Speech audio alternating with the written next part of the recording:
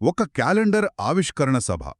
అంతా చాలా ప్రశాంతంగా మామూలుగానే ఉంది. అవును. నాయకులు మాట్లాడుతున్నారు, చప్పట్లు, అంతా సవ్యంగానే ఉంది. కాని ఒకే ఒక్క ప్రశ్నతో అక్కడి వాతావరణం మొత్తం మారిపోయింది. మహేశ్వరానికి చెందిన ఒక సీనియర్ నాయకుడు లేచి సంఘానికి ఏం చేశారు అని సూటిగా అడిగారు. అంతే. ఆ ప్రశ్న 100 కోట్ల రూపాయల ఆస్తులున్న ఒక పెద్ద సామాజిక సంఘంలో ఎప్పటినుంచో అణచిపెట్టిన అసంతృప్తిని, ఆరోపణల్ని ఒక్కసారిగా బయటపెట్టింది. సరిగ్గా చెప్పారు. మనకు అందిన కొన్ని బహిరంగ లేఖలు, ఒక వీడియో ట్రాన్స్క్రిప్ట్ ఆధారంగా ఈరోజు ఆ వాగ్వాదం వెనకున్న అసలు కథేంటో కొంచెం లోతుగా చూద్దాం. ఇది కేవలం ఒక నాయకుడి ఆవేశపూరిక ప్రసంగం గురించి కాదు.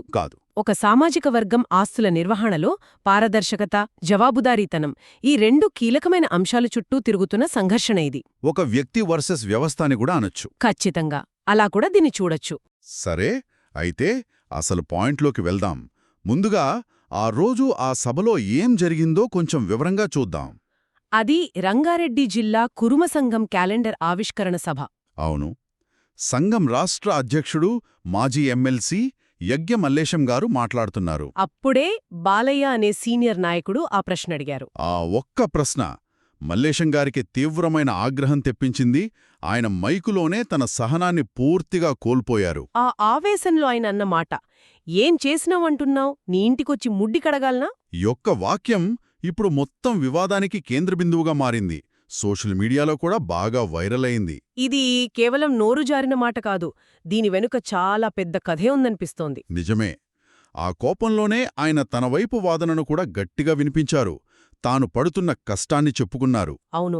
పొద్దున్నాలు గంటలకు లేచి, నా సొంత డబ్బులు ఖర్చు పెట్టుకుని, నా సమయాన్ని పణంగా పెట్టి, కులం కోసం, సంఘం కోసం రాష్ట్రమంతా తిరుగుతున్నా. నా ఇల్లు, నా పిల్లల్ని వదిలేసి పనిచేస్తుంటే నా కష్టాన్ని గుర్తించరా అని ఆయన ఆవేదన వ్యక్తం చేశారు. అంటే తన త్యాగాలను గుర్తించకుండా అడ్డగోలుగా మాట్లాడ్డం సరికాదనేది ఆయన వాదన. ఇక్కడే అసలు విషయం మొదలవుతుంది. మన దగ్గర ఉన్న సుభాష్ మంత్రి అనే వ్యక్తి రాసిన బహిరంగ లేఖల ప్రకారం ఇది ఆ ఒక్కరోజు జరిగిన సంఘటన కాదు అంటున్నారు.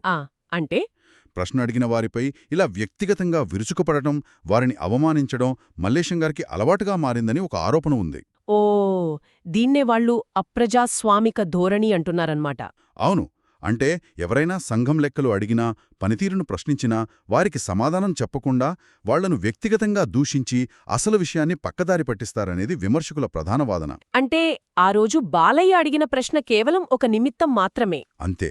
ఎప్పటినుంచో రగులుతున్న అసంతృప్తికి అదొక రూపమిచ్చింది. సరే, ఇక ఈ గొడవ వెనుకున్న అసలు కారణం అంటే ఆ 100 కోట్ల ఆస్తి విషయానికొద్దాం. అవును. ఈ వివాదానికి మూలం మన్సూరాబాద్లోని సంఘం భూమి అని తెలుస్తోంది కదా. అవును. మొత్తం గొడవంతా ఆ భూమి చుట్టూనే తిరుగుతోంది. సంఘానికి మన్సూరాబాద్లో మొత్తం 3 ఎకరాల 20 గుంటల అత్యంత విలువైన భూమి ఉంది. 3 ఎకరాల 20 గుంటలు.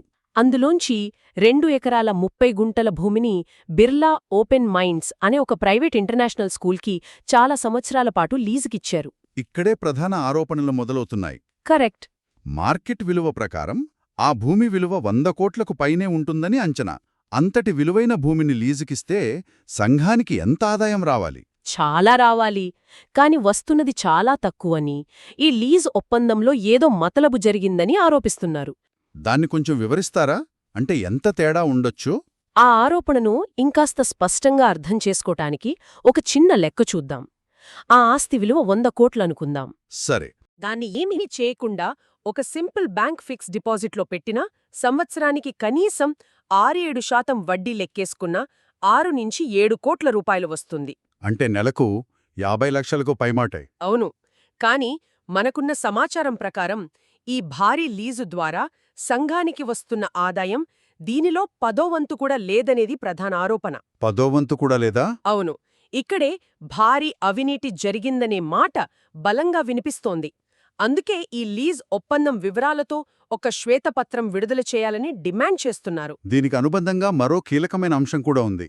ఆ స్కూల్లో కురుమ విద్యార్థులకు ఫీజు రాయితీలు, సీట్లు.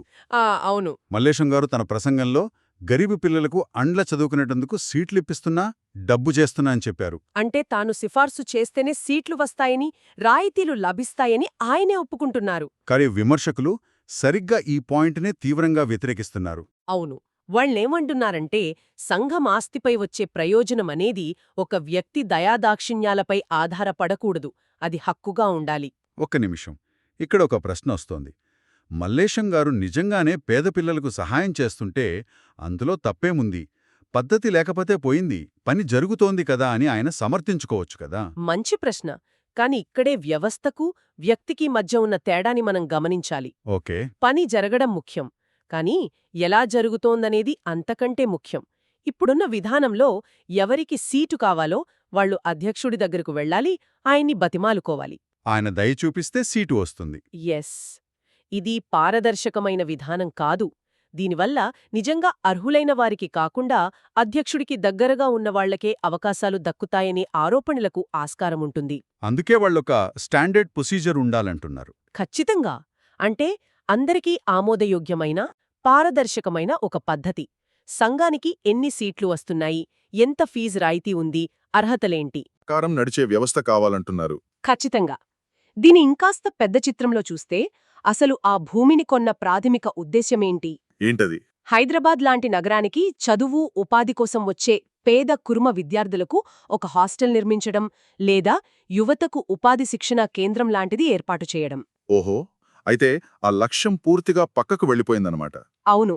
దాన్ని పక్కన పెట్టి ఒక ప్రైవేటు కార్పొరేట్ విద్యాసంస్థకు లీజుకు ఇవ్వడం వల్ల గ్రామాల్లోని పేద కురుమబిడ్డలకు ఈ 100 కోట్ల ఆస్తి వల్ల ప్రత్యక్షంగా ఉనగూరిన ప్రయోజనం ఏమీ లేదనేది విమర్శకుల ఆవేదన.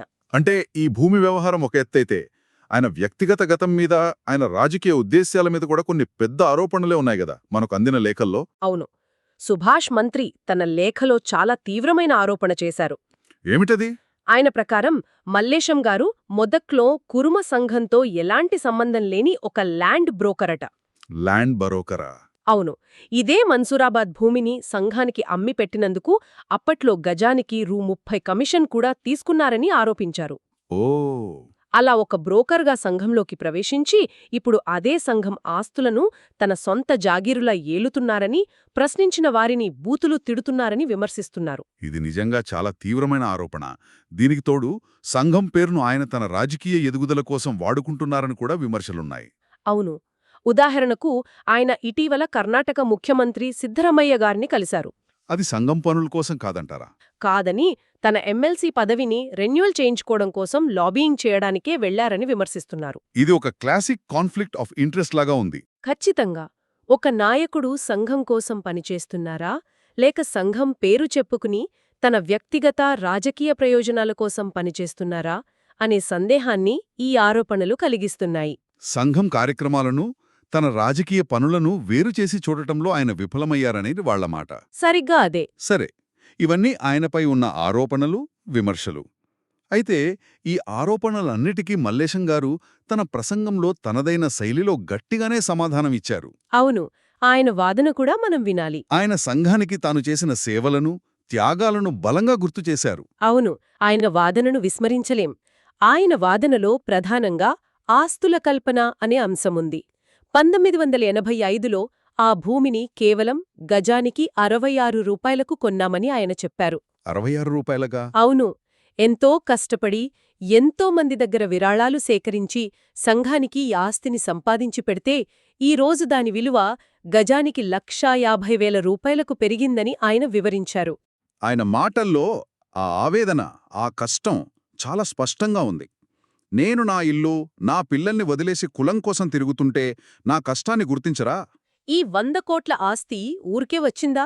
రక్తం చెమటగా మార్చి సంపాదించాం అని ఆయన వాపోతున్నారు. ఆస్తులు సృష్టించిన వాడికి వాటిని ఎలా కాపాడుకోవాలో తెలుసు అనేది ఆయన వాదన సారాంశం. ఆ సంఖ్యలనే ఒక్కసారి చూద్దాం. గజం 66 రూపాయల నుంచి 1,50,000 రూపాయలకు పెరిగింది. అంటే దాదాపు 2,200 రెట్లు విలువ పెరిగింది. ఇది నిజంగా అద్భుతమైన పెట్టుబడి. ఆ రోజుల్లో అంత దూరదృష్టితో ఆ భూమిని కొనడంలో, దాని కాపాడటంలో మల్లేశంగారి పాత్రను ఎవరూ కాదనలేరు. అంతేగాదు, ఆ ఆస్తిని కాపాడటానికి, అభివృద్ధి చేయటానికి తానెంత కష్టపడ్డాననేది కూడా వివరించారు. అవును. మాజీ ముఖ్యమంత్రి కేసీఆర్ చుట్టూ 100 సార్లు తిరిగి సంఘం భవనాలకు అనుమతులు తెప్పించానని, ఆ పనుల కోసమే సిద్ధరామయ్య దగ్గర కూడా వెళ్లానని చెప్పుకొచ్చారు. ఈ పైసలన్నీ మా పైసలు, మా టైం వేస్ట్ అయింది, ఇది ఎవ్వరూ గమనించలే అని ఆయన ఆవేదన వ్యక్తం చేశారు. ఇప్పుడు ఆయన వాదనను మనం విశ్లేషిస్తే గతంలో తాను చేసిన త్యాగాలు, పడిన కష్టాన్ని ఆయన ఒక రక్షణ కవచంలా వాడుతున్నట్లు అనిపిస్తోంది. కరెక్ట్.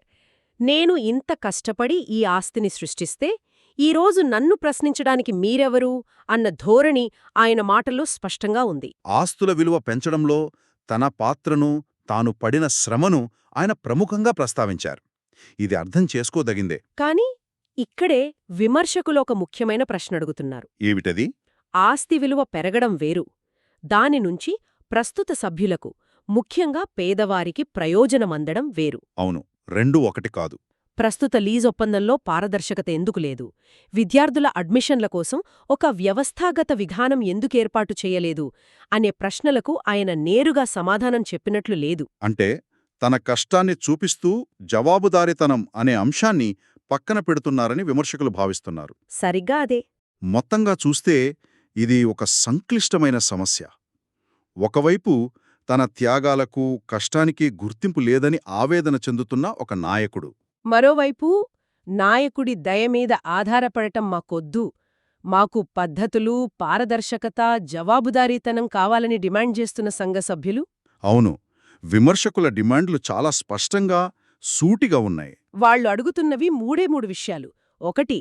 బిర్లా స్కూల్ లీజు వివరాలను, ఒప్పంద పత్రాలను వెంటనే బహిరంగపరచాలి. 2. విద్యార్థుల అడ్మిషన్ల కోసం, ఫీజు రాయితీల కోసం ఒక పారదర్శకమైన, పద్ధతి ప్రకారం నడిచే వ్యవస్థను ఏర్పాటు చేయాలి. ఇక 3వది, మరీ ముఖ్యమైనది, సభ్యులను, ప్రశ్నించిన వారిని బహిరంగ సభలో అవమానించినందుకు యగ్గే మల్లేశం గారు క్షమాపణ చెప్పాలి. ఈ 3 డిమాండ్ల చుట్టూనే ఈ మొత్తం వివాదం నడుస్తోందన్నమాట. అవును, నిజమే. ఇది కేవలం ఒక సంఘంలో జరిగిన గొడవగా చూడలేం. దీనికి చాలా విస్తృతమైన ప్రాముఖ్యత ఉంది. ఖచ్చితంగా. ఈ మొత్తం చర్చ ఒక లోతైన ప్రశ్నను మన ముందుంచుతుంది. అదేమిటంటే, ఒక సంస్థను లేదా సంఘాన్ని మొదట్లో ఎంతో కష్టపడి, త్యాగాలు చేసి, వ్యక్తిగత కరిస్మాతో నిర్మించిన నాయకుల నుండి ఆ సంస్థకు వందల కోట్ల విలువైన ఆస్తులు సమకూరినప్పుడు పారదర్శకమైన ప్రజాస్వామ్య వ్యవస్థల వైపు పరివర్తన చెందడం ఎంత కష్టం? ఇది చాలా పెద్ద ప్రశ్న. ఇది కేవలం కురుమ సంఘానికి మాత్రమే పరిమితమైన సమస్య కాదు. ఎదుగుతున్న అనేక సామాజిక, రాజకీయ, చివరికి వ్యాపార సంస్థలో కూడా తమ ప్రస్థానంలో ఏదో ఒక దశలో ఎదుర్కొనే ఒక పెద్ద సవాలు ఇది. వ్యక్తిగత ప్రతిష్ఠ, వ్యవస్థాగత నిర్మాణం మధ్య జరిగే ఈ సంఘర్షణలో ఏది గెలుస్తుందో కాలమే నిర్ణయించాలి.